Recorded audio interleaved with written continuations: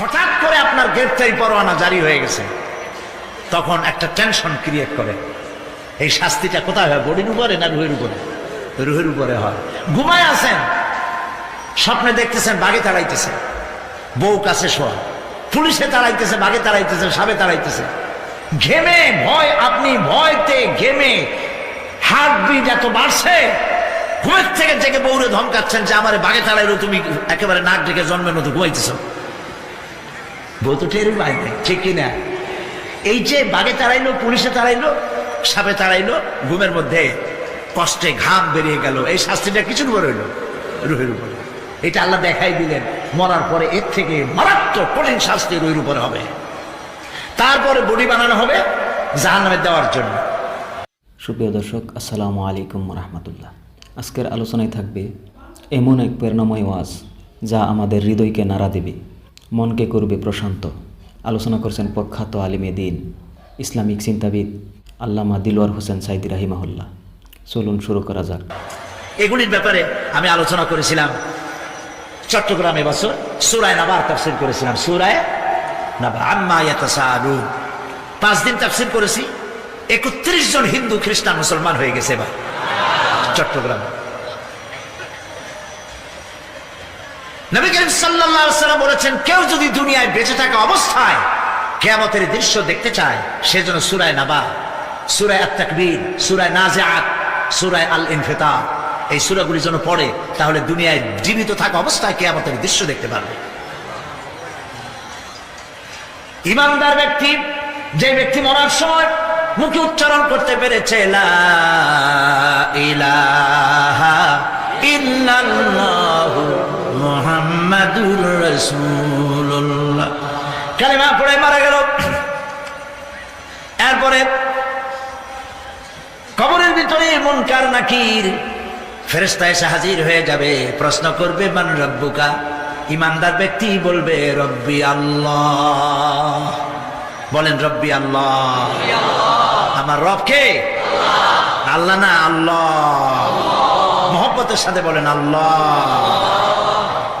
কেউ যদি হৃদয়ের গভীর কন্দর থেকে, কলিজার মধ্য দিয়ে, মনের মণিকোটা থেকে একবার যদি গভীর রাত্রে জেগে একবার যদি বলে আল্লাহ, আল্লাহ পাক 70 বার সাড়া দিয়ে জিজ্ঞেস করেন, বান্দা কি চাও বলো, আমি হাজির।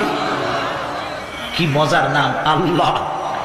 এর থেকে মজার নাম পৃথিবীতে নাই। এই মজা বেশি পাবেন তাহাজ্জুদের সময়। সুবহানাল্লাহ বলেন। রাত জাগতে শিখুন, তাহাজ্জুদের নামাজের অভ্যাস করুন। সমস্ত নবীদের উপরে তাহাজ্জুদ পড়া বাধ্যতামূলক ছিল।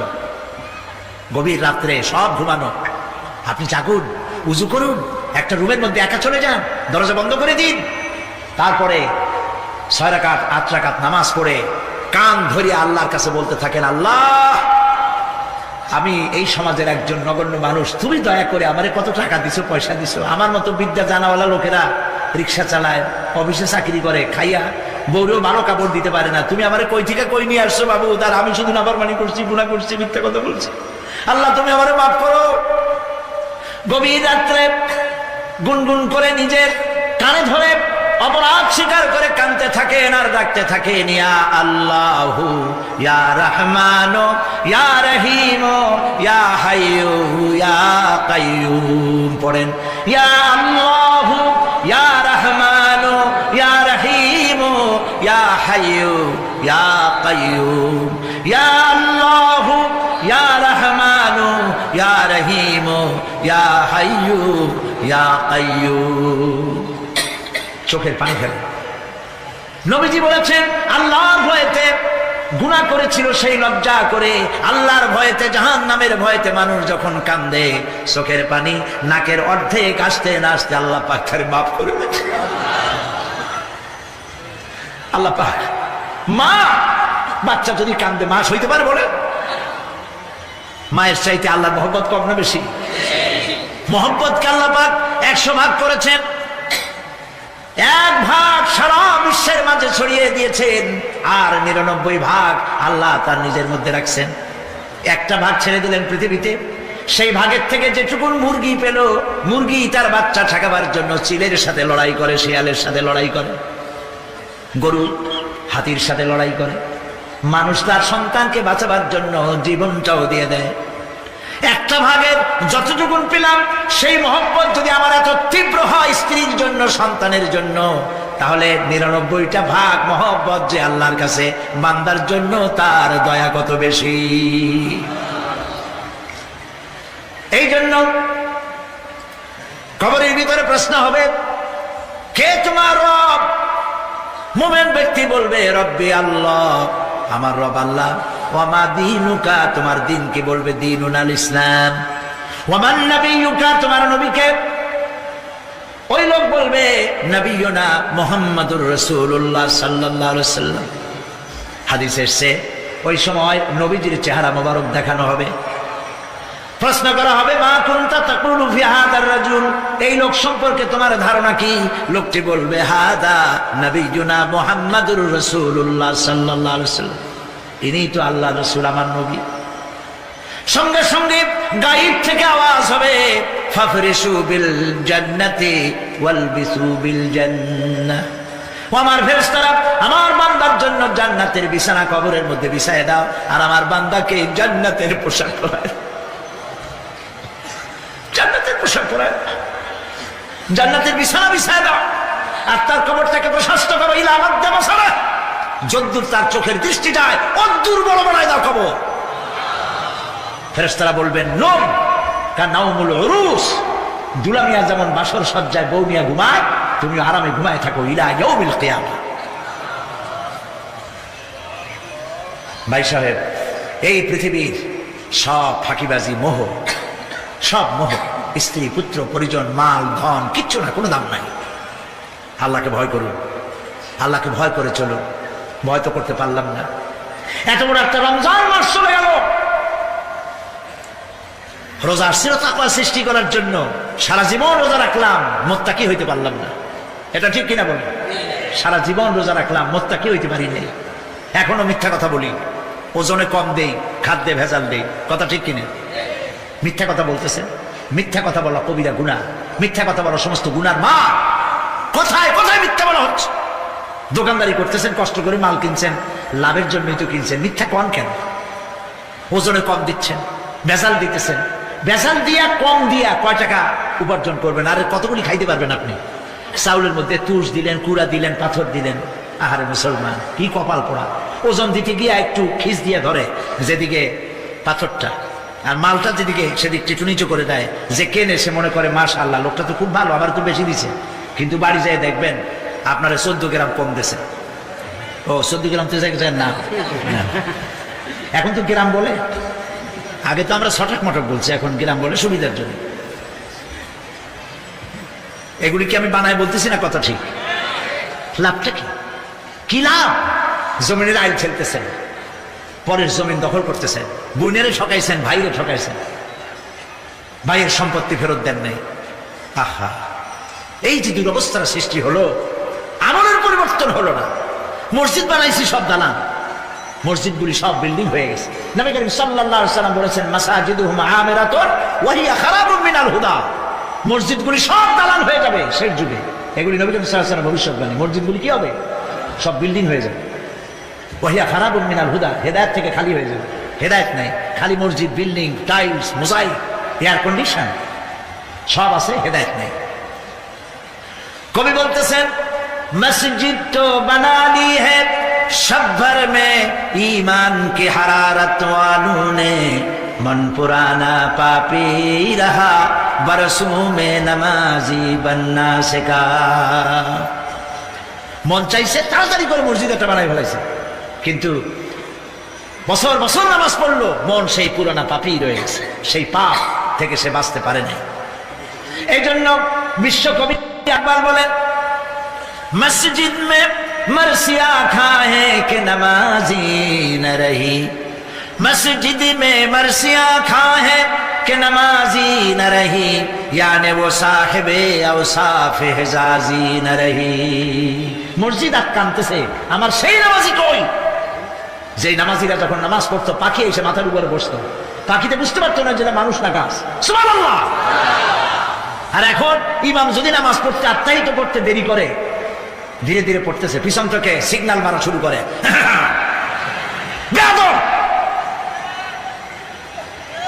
ইমাম যদি নামাজের মধ্যে, ইমামকে কখনো গলায় কাশি দিয়ে আপনি ডিকটেট করতে পারবেন না, বেয়াদবি, নামাজ নষ্ট হয়ে যাবে। অনেকে করে কিনা বলো, ওর নিজেরটা শেষ হয়ে গেছে, এই জন্য ইমাম করে না কেন, সেই জন্য কাশি দেন। এটা ফাজলামি করার জায়গা না। সুতরাং আমল যদি ভালো না হয়, মসজিদ সুন্দর বানায় লাভ হবে না। আমল যদি ভালো না হয়, সুন্দর জামা টুপি পরে কোনো লাভ হবে না।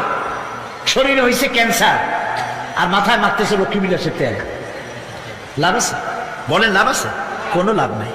আমল পরিবর্তন, মিথ্যা ছাড়তে হবে, মিথ্যা ছাড়তে হবে। ওয়াদা করতে পারবেন যে মিথ্যা আর বলবো না? পারবেন? ওজনে কম দেব না, ওয়াদা করতে পারবেন? জমিনের আইল ঠেলবো না, পরের হক নষ্ট করবো না, অহংকার করবো না, পারবেন?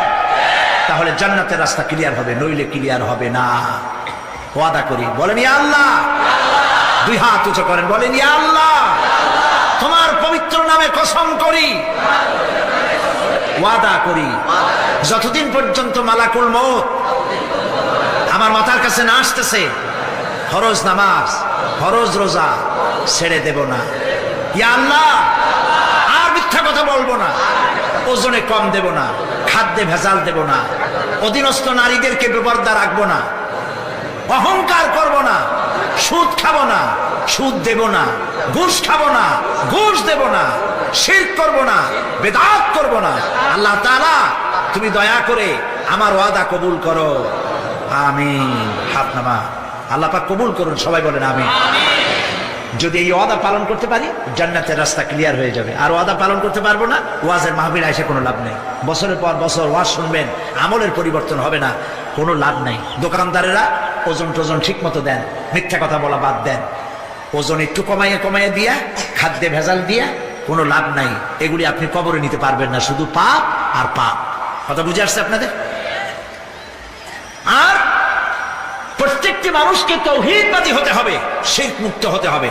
শিরক হলো মাজারগুলিতে গিয়ে মনের আশা আকাঙ্ক্ষা সেখানে বলা, এটি হচ্ছে শিরক। এই কাজ আপনারা করবেন না। কুমিল্লা কি মাজার আছে?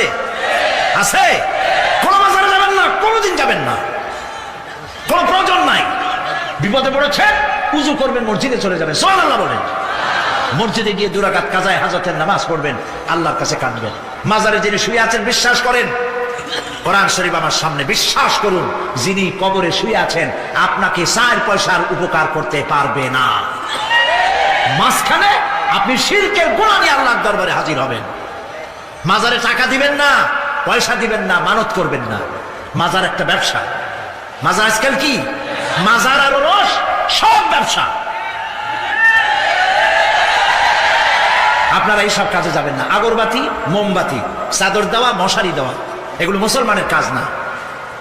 হিন্দু, খ্রিস্টান, বৌদ্ধ যা করে আমরা কি তা করতে পারি? জোরে বলেন, পারি? কবরে যদি একটু চিন্তা করেন ভাইরা, মাথাটা একটু খাটান, কবরে যদি চাদর দেওয়াই লাগে, তাহলে রাসূল করিম সাল্লাল্লাহু আলাইহি ওয়াসাল্লামের কবরের উপরে সোনার সুতা দিয়ে চাদর দেওয়া উচিত ছিল। তুলার সুতা না, সোনার সুতা।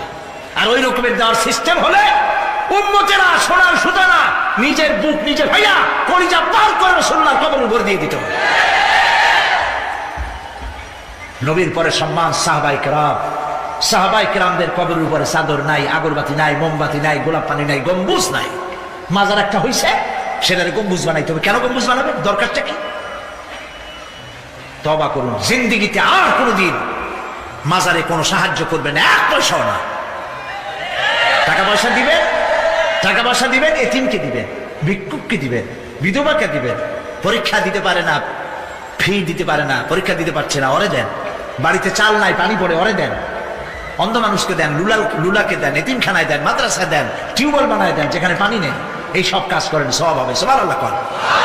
মাজারে, কোন মাজারে, আজকের মাহফিলে যত লোক হাজির হয়েছেন, কোন মাজারে কোন টাকা পয়সা, আগরবাতি, মোমবাতি, চাদর জিন্দেগিতে দেবেন না। কারা দেবেন না? হাত উঁচু করে দেখান। আলহামদুলিল্লাহ। হাত নামা, হাত নামা। আমি গতকাল এখানে বলেছি, কুমিল্লার ডিসি সাহেবকে আমি গত রাত্রে তার সঙ্গে আমি কথা বলেছি, তিনি একমত হয়েছেন। কুমিল্লার কোন দেওয়ালে সিনেমার অশ্লীল পোস্টার থাকতে পারবে না।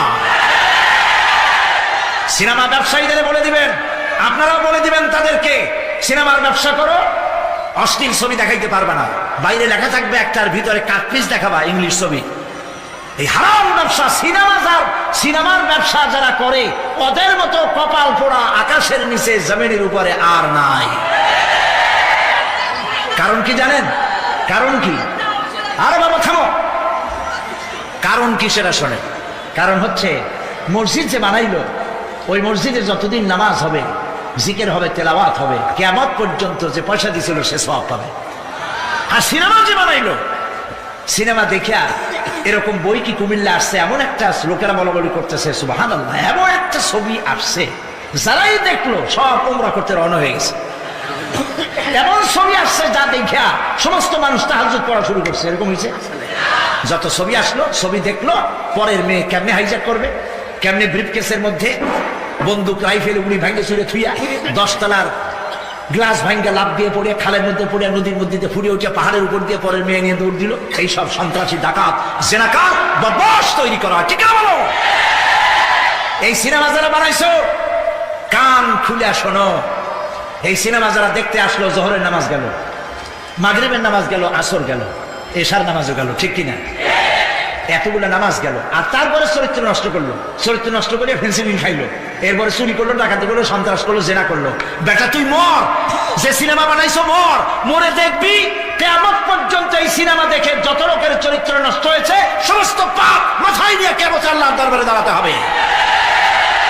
সুতরাং সিনেমার ব্যবসায়ীরা কানে ধরে সিনেমায় ঝাঁচা মেরে দূর করে দাও। যদি মুসলমান হয়, মুসলমানের যদি জন্ম দিয়ে থাকে, সিনেমার ব্যবসা বাদ দিয়ে দাও। আল্লাহ রহম করুন, বলেন আমি। কপাল পোড়া না হইলে সিনেমার ব্যবসা, এত ব্যবসা থুইয়া তুমি মানুষের চরিত্র ধ্বংস করার জন্য ব্যবসা করতেছ। এরপরে আকাশ সংস্কৃতি, কে যাবে? আকাশ সংস্কৃতি ডিশ এন্টিনার মাধ্যমে সাইবার ক্যাফে এগুলি বানায়া রাস্তার মোড়ে মোড়ে দোকান করে, কম্পিউটারের ভেতরে, ক্যাসেটের ভিতরে, ইন্টারনেট ইত্যাদির মধ্য দিয়ে অশ্লীল ছবি প্রদর্শিত হচ্ছে। রাস্তার মোড়ে মোড়ে উঠতি বয়সের যুবক যুবতী মেয়েগুলি নষ্ট হয়ে যাচ্ছে। নাউজুবিল্লাহ বলে। এগুলি জনগণকে ঐক্যবদ্ধ হতে হবে, এগুলির বিরুদ্ধে মোকাবেলা করতে হবে, সরকারকে এগিয়ে আসতে হবে অশ্লীলতা বন্ধ করার জন্য। কারণ আল্লাহ পাক বলেছেন প্রকাশ্য এবং গোপনীয় সব রকমের অশ্লীলতা আল্লাহ পাক হারাম করে দিয়েছেন। অশ্লীল কোনো কাজ করা যাবে না। প্রিয় ভাই সব, আমরা যদি আমাদের আমলকে গঠন করতে পারি, কিয়ামতের দিন নাজাত পাবো। আমল যদি গঠন করতে না পারি, তাহলে কিয়ামতের দিন বাঁচার কোনো উপায় নাই।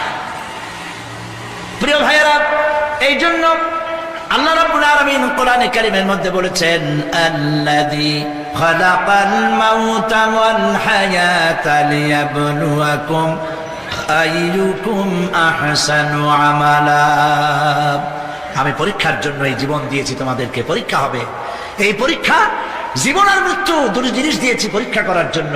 এই পরীক্ষার জন্য তোমরা পাস করতে পারো। পরীক্ষা আসছে, এখন প্রশ্নপত্র সব ফাঁস করে দেওয়া হয়েছে। প্রশ্নগুলি সঠিকভাবে আদায় করুন, প্রশ্নগুলি পড়ুন এবং জীবনটাকে সেইভাবে গড়ুন। নামাজটা সহি করে আদায় করুন। বহু মুসলমান আছে নামাজই পড়ে না, নামাজ পড়তে জানেও না। নবী করিম সাল্লাল্লাহু আলাইহি ওয়াসাল্লাম বলেছেন, সাল্লু কামা রাআইতুমুনি উসাল্লি, নামাজ পড়ো সেইভাবে যেভাবে আমাকে তোমরা পড়তে দেখো। সুবহানাল্লাহ। আর রাসূলুল্লাহ কেমনে নামাজ পড়তেন, এইটা বর্তমান বিশ্বের শ্রেষ্ঠ হাদিস বিশারদ আল্লামা নাসিরউদ্দিন আলবানী তিনি ইন্তেকাল করেছেন। আল্লাহ পাক তাকে জান্নাতুল ফেরদাউসের মেহমান বানায়নি, বলেন আমি। তার লেখা বই আছে রাসূলুল্লাহ সাল্লাল্লাহু আলাইহি ওয়াসাল্লামের নামাজ, বইয়ের নাম রাসূলুল্লাহ সাল্লাল্লাহু আলাইহি ওয়াসাল্লামের নামাজ। ছোট্ট একটা বই। এই বইটা আপনারা কিনবেন। এই বইটা যেভাবে লেখা আছে নামাজ সেইভাবে পড়বেন। নামাজ রাসূল করিম ঠিক যেভাবে পড়েছে ওইভাবেই লেখা আছে। আপনি আন্দাজে পড়লে হবে না, টুকুর টাকুর করে কয়েকটা সেজদা দিলেই হবে না। তা দিলে আর কাম, একটা সেজদা থেকে আরেকটা সেজদার মাঝখানে সময় দিতে হবে, রুকু থেকে দাঁড়ায় সময় দিতে হবে, ধীরে ধীরে নামাজ পড়তে হবে। অথচ আমরা নামাজ পড়ি সব থেকে ব্যস্ততার সাথে, দ্রুত, রকেট সার্ভিস। কোরআন শরীফের ভিতরে নামাজের গুরুত্ব সর্বাধিক দেওয়া হয়েছে। নামাজের কথা কয়বার বলা হয়েছে? 82 বার। 82 বার আল্লাহ পাক বলেছেন নামাজ আদায় করো, 82 বার বলেছেন। আর নবীজি বলেছেন, লা দীনা লিমান লা সালাতা লাহু, যার কাছে নামাজ নাই তার কাছে দিন বলে কোনো জিনিস নাই। মান তারাকা সালাতান মুতাআম্মিদান ফাকাদ কাফারা, ইচ্ছে করে যে ব্যক্তি নামাজ ছেড়ে দিল কাফের হয়ে গেল, বলেন নাউজুবিল্লাহ। কিয়ামতের দিন, বুখারী শরীফের হাদিস, আল্লাহ পাকের নবী বলেছেন কিয়ামতের দিন সর্বপ্রথম আল্লাহ জিজ্ঞেস করবেন বান্দা নামাজ পড়ছো কিনা। প্রথম প্রশ্ন কি বলেন? প্রথম প্রশ্ন কি? যার নামাজ কবুল তার সমস্ত নেক আমল মঞ্জুর, যার নামাজ কবুল হবে না কোনোটাই মঞ্জুর হবে না। কথা বুঝতে পেরেছেন? নামাজ সঠিকভাবে আদায় করতে হবে। নবী করিম সাল্লাল্লাহু আলাইহি সাল্লাম ইন্তেকালের 5 দিন আগে থেকে জ্বর আক্রান্ত হলেন, রোগাক্রান্ত হলেন, জ্বরে আর মাথার যন্ত্রণায় অস্থির হয়ে যেতে লাগলেন, বেহুশ হন আবার হুশ হন। যেদিন তিনি ইন্তেকাল করবেন তার আগের দিনেও তিনি জোহরের নামাজ পড়ার জন্য সাহাবীদের কাঁধের উপরে ভর দিয়ে নামাজ পড়তে গেছেন, পা উঁচু করে নিতে পারেন নাই, পা টেনে টেনে নিয়েছেন।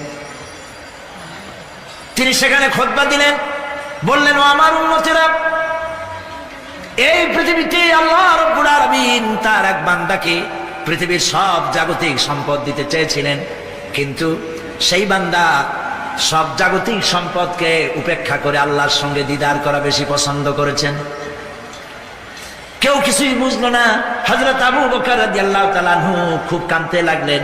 তিনি বুঝতে পেরেছেন যে এই পৃথিবীতে সমস্ত সম্পদ দিতে চেয়েছিলেন আল্লাহ, যাকে তার নাম বিশ্বনবী, তিনি সবগুলি উপেক্ষা করে আল্লাহর সঙ্গে দিদার করা বেশি পছন্দ করেছেন। আমরা অতি তাড়াতাড়ি নবীজি থেকে নবীর এতিম হয়ে যাব। পরের দিন ইশার নামাজের রক্ত হলো, আজান হয়ে গেল, মসজিদে মুসল্লিরা ভরে গেছে, সাহাবায়ে কেরাম সব এসে গেছেন। হুজুরের জন্য বহুক্ষণ অপেক্ষা করার পর হযরতে আবু বকর রাদিয়াল্লাহু তাআলা আনহু তিনি ইমামতির জায়গায় দাঁড়ায় গেছেন। নবীজি বেহুশ অবস্থায় ছিলেন ঘরের মধ্যে। হুশ আসার পর তিনি হযরত আয়েশাকে বললেন, আয়েশা, মসজিদে নববীতে এখন কি হতেছে? তিনি বললেন, নামাজ হচ্ছে, লোকেরা আপনার অপেক্ষা করেছে, কিন্তু আপনাকে না পাইয়া দীর্ঘক্ষণ অপেক্ষা করার পর আপনাকে না পেয়ে আমার বাবার ইমামতিতে তারা নামাজ পড়তেছে, কিন্তু মুসল্লিদের মধ্যে কান্নার রোল পড়ে গিয়েছে। তাদের ধারণা হয়েছে নবীজির জায়নামাজে যখন হযরত আবু বকর দাঁড়ায় গেছে, নবীজির পিছনে নামাজ পড়া আর আমাদের কিসমতে হবে না। নবীজি বলছেন, আয়েশা রে, মসজিদে নববীর দিকের দরজাটা খুলে দাও, আমি নামাজের দৃশ্য দেখতে চাই। দরজা খুলে দেওয়া হলো।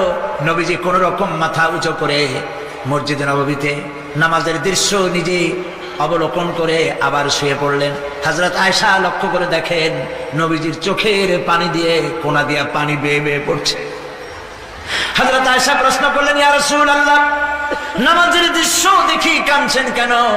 হুজুর বলেন, আয়েশা রে, এটা কোনো দুঃখের পানি নয়, আমি কাঁদতেছি এই জন্যে, এই নামাজের জামাত কায়েমের জন্য তায়েফের ময়দানে অনেক রক্ত ঝরেছে, আবার উহুদের ময়দানে দান দান শহীদ হয়েছে, সাহাবায়ে কেরাম জীবন দিয়েছে। আজ আমি দেখতে পেলাম আমার উম্মতেরা জামাতে নামাজ পড়ছে।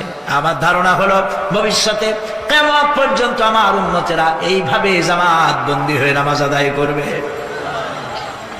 নবীজি আবার বেহুশ হয়ে পড়লেন।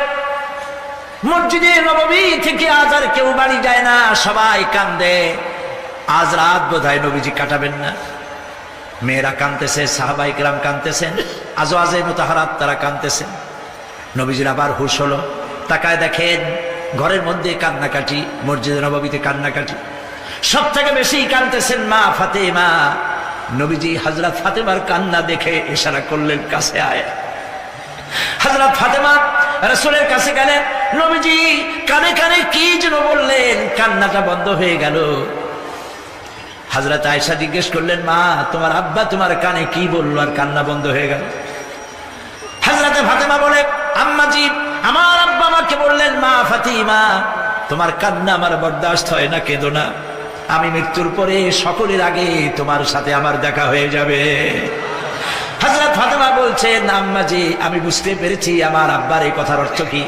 নবীজির ইন্তেকালের পরে আত্মীয় স্বজনের মধ্যে সবার আগে আমার মৃত্যু হবে আর আমার পিতার সাথে আমি মিলিত হতে পারবো। রাত যখন শেষ হয়ে এলো, নবীজির হুশ হয়েছে, তাকায় দেখেন হযরত জিবরাইল দাঁড়ানো।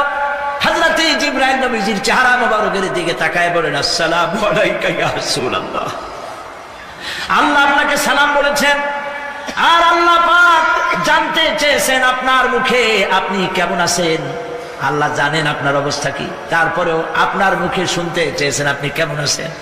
নবীজি বলছেন, জিবরাইল বড় কষ্টে আছি, বড়ই যন্ত্রণা, বড়ই কষ্ট। হযরত জিবরাইল বলছেন, ইয়া রাসূলুল্লাহ, আজকে এক নতুন ফেরেশতা আমি সাথে করে নিয়ে এসেছি।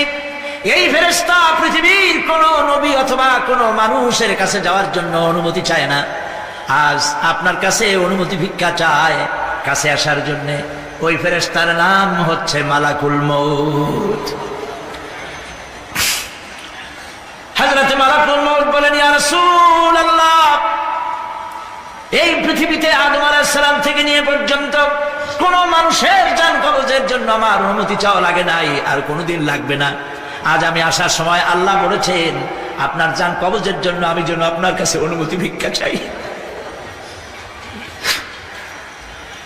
নবীজি বলছেন, আমি যদি অনুমতি না দেই তো কি হবে? হযরতে মালাকুল মউত বলছেন, ইয়া রাসূলুল্লাহ, অনুমতি যদি না দেন আমি ফেরত চলে যাব, আমাকে সেভাবেই বলা হয়েছে। হযরতে জিবরাইল বলেন, ইয়া রাসূলুল্লাহ, হে আল্লাহ রাব্বুল আলামিন আপনার দিদারের ইন্তজার করতেছে। নবীজি বলছেন, মালাকুল মউত, তুমি জান কবজের কাজ শুরু করো। মালাকুল মউত যখন কাছে এসেছে, রাসূল জিজ্ঞেস করলেন, আয়েশা, ঘরে যে কয়েক টুকরা স্বর্ণ ছিল সেগুলোর কি অবস্থা? ছোট ছোট 6 টুকরা স্বর্ণ ছিল। হযরত আয়েশা বলছেন, হুজুর আমি এগুলো রেখে দিছি। হুজুর বলছেন, না, রাখতে পারবে না, আমার ইন্তেকালের আগে খয়রাত করে দাও। মুহাম্মদ সাল্লাল্লাহু আলাইহি ওয়াসাল্লাম আল্লাহর কাছে অবস্থায় উঠবে না যে তার ঘরের ভিতরে সোনা ছিল, দিয়ে দাও, খয়রাত করে দিয়ে দাও। হযরত মালাকুল মউত রাসূলের জান কবজ শুরু করে দিলেন। রাসূলুল্লাহ জীবনের শেষ কথা বললেন, আসসালাত আসসালাত ওয়া মা মালাকাত আইমানুকুম। আমার উম্মতেরা বিদায় লগ্নে বলে গেলাম, নামাজ নামাজ, নামাজ ছেড়ে দিও না। নবী করিম সাল্লাল্লাহু আলাইহি ওয়াসাল্লাম জীবনের শেষ কথা বলে গেছেন নামাজ। সেই নামাজে আমাদের যত সব অবহেলা, স্ত্রীকে নামাজ পড়ান, বউকে নামাজ পড়ান, ছেলে মেয়েকে নামাজ পড়ান। দোকানদার ভাইরা যখন আজান হয়ে যাবে দোকান বন্ধ করে দেন, আপনি এবার আপনার কর্মচারীরা নামাজ পড়তে যান।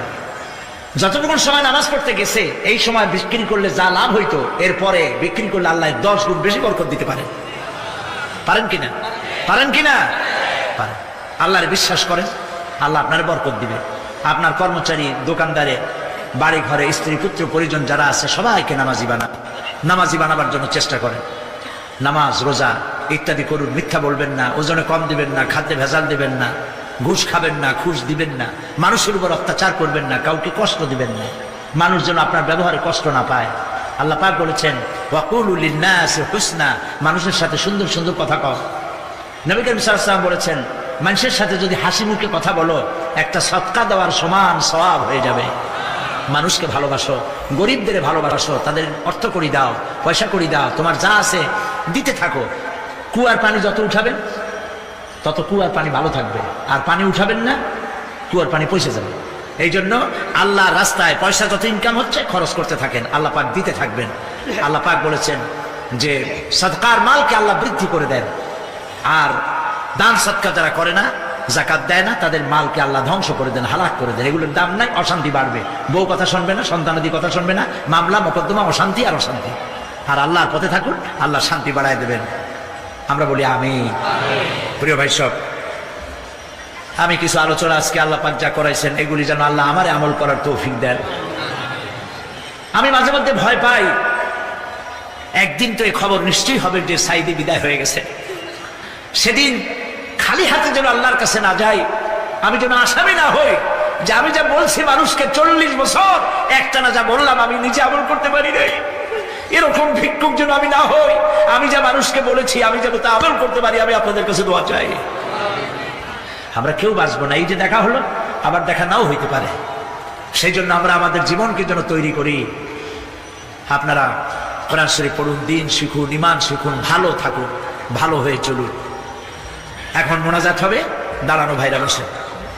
রাস্তাঘাটে দুজন মুসলমান করে একটা মহিলা এবং তার ছেলে, রাস্তাঘাটে যিনি যেখানে আছেন আখেরি মোনাজাত। অ্যাডভোকেট ইনি দায়িত্ব নিছেন। এই মোনাজাতে অংশগ্রহণ করা একটা বিরাট সওয়াবের কাজ। সুবহানাল্লাহ। দাঁড়ানো ভাইরা বসেন, আমি তো দেখতে পাচ্ছি কোথায় কে দাঁড়ানো। বসতে বলছি, আমি তো এর আগে বলিনি একবারও যে বসান বসেন। মোনাজাতের আদব হলো বসা। রাস্তায়, পথে, ঘাটে, গেটে যিনি যেখানে আছে সেখানে বসে। আর জোরে সরে জিকির করেন সুবহানাল্লাহ, আলহামদুলিল্লাহ, লা ইলাহা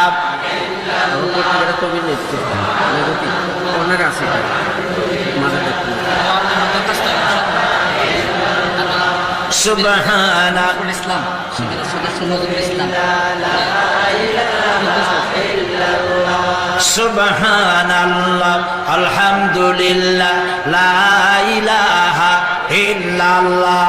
জোরে করেন সুবহানাল্লাহ, আলহামদুলিল্লাহ, লা ইলাহা ইল্লাল্লাহ, লা ইলাহা ইল্লাল্লাহু মুহাম্মাদুর রাসূলুল্লাহ। দুইজন অমুসলিম হিন্দু মুসলমান হওয়ার জন্য এসছেন, মা এবং ছেলে। মা এবং ছেলে। মা আছেন মহিলা প্যান্ডেলে, পাশে এই পেছনে মহিলা প্যান্ডেলে মা আছেন। তার পূর্ব নাম হলো হাসিরানী শীল, রামনগর বাড়ি, জাঙ্গালিয়া, কুমিল্লা।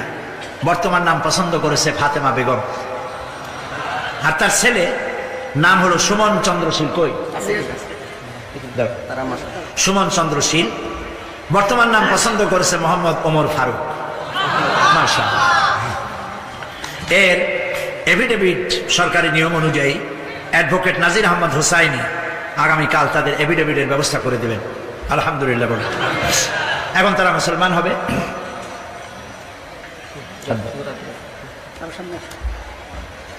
যে বোন আমাদের মুসলমান হচ্ছেন হাসি রানী, বর্তমান নাম ফাতেমা বেগম। আমরা এখানে যা পড়তেছি আপনি তাই উচ্চারণ করবেন। তুমি জোরে জোরে বলবা। আপনারা সবাই বলেন লা ইলাহা ইল্লাল্লাহু মুহাম্মাদুর রাসূলুল্লাহ।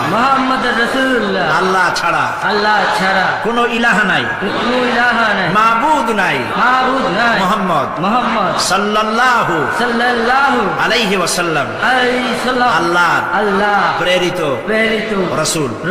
আশহাদু আন লা ইলাহা ইল্লাল্লাহু ওয়াহদাহু লা শারীকা লাহু ওয়া আশহাদু আন্না মুহাম্মাদান আবদুহু ওয়া রাসূলুহু। আমি সাক্ষ্য দিচ্ছি আল্লাহ ছাড়া কোনো ইলাহা নাই, কোনো মাবুদ নাই, কোনো উপাস্য নাই। তিনি এক, তিনি একক, তার কোনো অংশীদার নাই।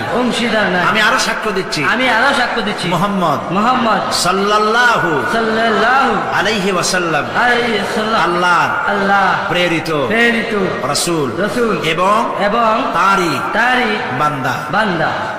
সবাইকে সালাম দাও। আসসালামু আলাইকুম। আপনারা সালামের জবাব দেন। আল্লাহর এই বান্দা মাত্র কয়েক মুহূর্তে আগে ছিল মুশরিক, আর এখন আমাদের তাওহীদি ভাই। আমাদের কি হয়ে গেছে ভাই? আমাদের সকলের আমল নামায় গুনাহ আছে, এই যুবকের আমল নামায় এখন কোনো গুনাহ নাই। নিষ্পাপ, মাসুম, বেগুনাহ। আল্লাহ তার প্রতি রহম করুক। আমরা বলি আমিন। ইসলাম কবুল করার স্বেচ্ছায় সজ্ঞানে ইসলাম কবুল করার কারণে এই বিশাল লাখো জনতার পক্ষ থেকে আমি তাকে আলিঙ্গন করছি।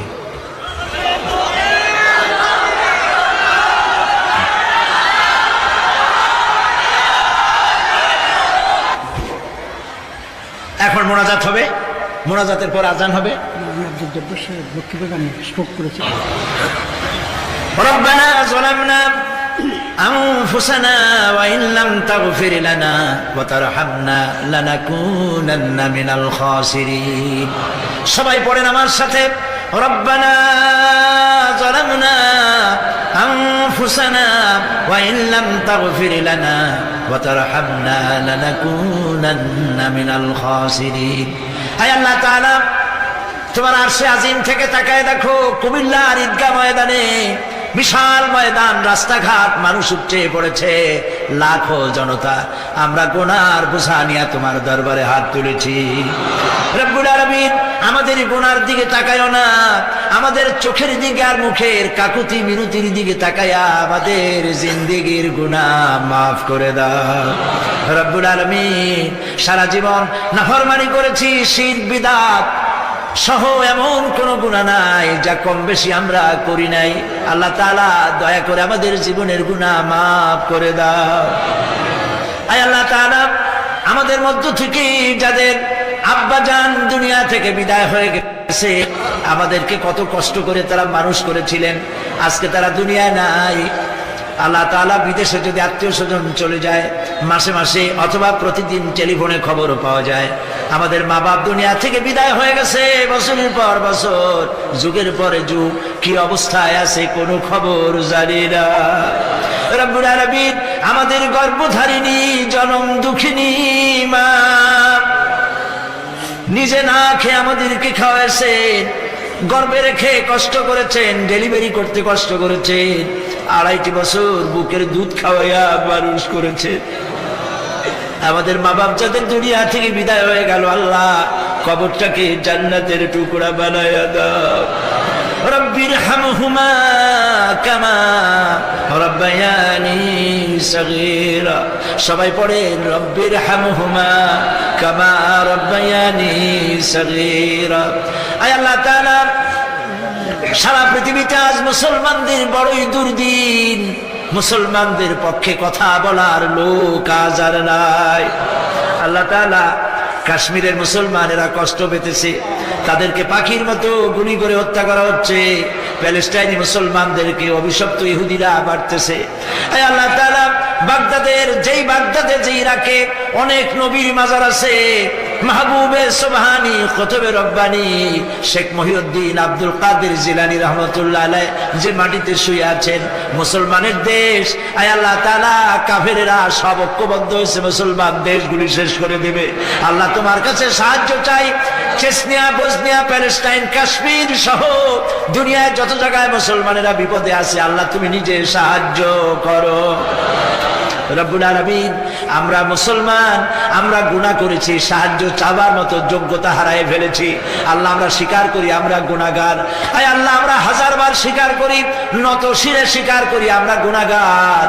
কিন্তু একটা ভালো পরিচয় আমাদের আছে, সেই পরিচয়টা হলো আমরা তোমার হাবিবের উম্মত। আয় আল্লাহ তাআলা, তোমার হাবিবের সাদকায় আল্লাহ তুমি দুনিয়ার মুসলমানদের দিকে রহমতের নজরে তাকাও। আল্লাহ, আমাদের জীবনের গুনাহ মাফ করে দাও।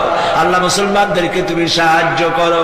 রব্বুল আলামিন, কিয়ামতের দিন যেদিন পায়ের নিচে হবে তামার মতো মাটি, গুনাহগারের মাথার চান্দি ফেটে গিয়ে মগজগুলো গলে গলে পড়বে, জিহ্বাটা নাভিস্থল পর্যন্ত ঝুলে পড়বে, ময়দানে সারা পড়বে পানি পানি বলে। আল্লাহ, ওই দিনে তোমার হাবিবের হাতের কাউসারের পেয়ালা আমাদের নসিব করে দিবে। তোমার হাবিব বলেছেন, 3000 বছর ধরে তুমি জাহান্নামের আগুনকে উত্তপ্ত করেছো, রক্ত মাংসের শরীর নিয়ে আমরা আগুনে জ্বলতে পারবো না। আল্লাহ, জাহান্নামের আগুন আমাদের জন্য হারাম বানায়া দাও। আল্লাহুম্মা আজিরনা মিনান নার। সবাই পড়েন, আল্লাহুম্মা আজিরনা মিনান নার, আল্লাহুম্মা আজিরনা মিনান নার। আয় আল্লাহ তাআলা, আমাদের আকীদা, আমাদের বিশ্বাস হলো এই, আমরা এখন কোথায় বসা তুমি দেখতে পাচ্ছ, আমরা কি বলতেছি তুমি নিশ্চয়ই শুনতে পাচ্ছ। তুমি একটু তাকায় দেখো তো বাবু, এতগুলি হাত তো কোনো পীরের দরবারে উঠে নাই, কোনো বাজারে গিয়ে উঠে নাই, কোনো মন্ত্রীর কাছে উঠে নাই, কোনো প্রেসিডেন্টের কাছে উঠে নাই, রাজা ধীরাজ, সম্রাটের সম্রাট, বিশাল আকাশের মালিকের কাছে হাত তুলেছি। মালিক, খালি হাতে ফেরত দিও না। মালিক, খালি হাতে ফেরত দিও না। হে আকাশের মালিক, হে জমিনের মালিক, হে আমাদের রব, আমাদেরকে খালি হাতে ফেরত দিও না বাবু। আল্লাহুম্মা লা তারুদ্দানা খাইবিন, আল্লাহুম্মা লা তারুদ্দানা খাইবিন। আল্লাহ তাআলা একেবারে কিচ্ছু না দিয়ে খালি হাতে ফেরত দিও না বাবু। কয়েক সেকেন্ড আমি আপনাদের জন্য ছাড়লাম, মাথা নিচু করুন, চক্ষু বন্ধ করুন, যার যা বলার বলেন, দোয়া কবুল হয়ে যাবে ইনশাআল্লাহ। বলেন, যার যা বলার দরকার মিনতির সাথে, কাকুতি মিনতি করে বলেন।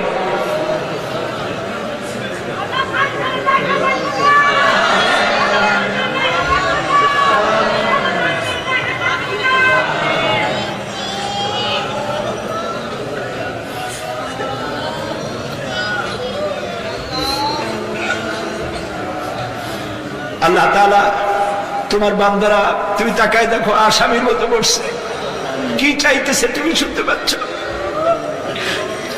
আমরা সবাই ভিক্ষুক, তুমি বলেছো ওয়াল্লাহু গানিয়্যুন ওয়া আনতুমুল ফুকারা, আমরা ফকিরের গোষ্ঠী, আর তুমি গানি, আমরা ভিক্ষুক, আর তুমি দাতা।